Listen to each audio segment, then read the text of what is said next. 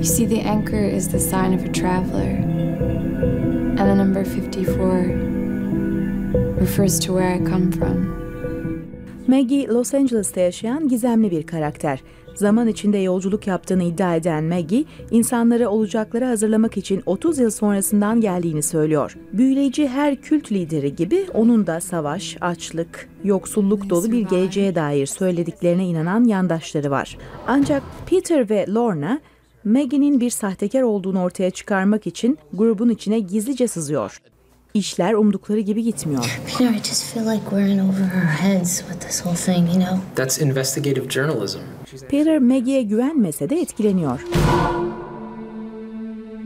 are you hiding from me, Peter? Filmin yönetmeni ve yapımcısı Zelbat Manglish, mali kriz sonrasında film yapmanın zor olduğunu söylüyor. Yapımcıların tanınmamış bir yönetmene yatırım yapmasını sağlamak zaten zor. Bunu 2009'da yapmak daha da zordu. Bu nedenle akıllı olmamız gerekiyordu. Biz de filmi SLR kameralarıyla çektik. Daha sonra da birçok uzman kişinin bize ücretsiz zaman ayırmasını sağladık. Maggie'yi oynayan Brit Marling senaryonun da yazarlarından. Geçen yıl vizyona giren Another Earth adlı film, Marling'in zeki bir aktris ve yazar olarak tanınmasını sağladı. 4 yılda 4 filmde oynayan Marling, bunların 3'ünün senaryosuna da katkıda bulundu. Marling, bu filmleri yazmaya ve çekmeye adeta bir boşlukta başladık.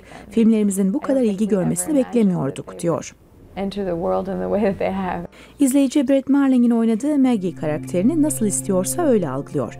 Dost mu, düşman mı anlaşılmayan Maggie, aynı anda hem kırılgan hem de güçlü olabiliyor.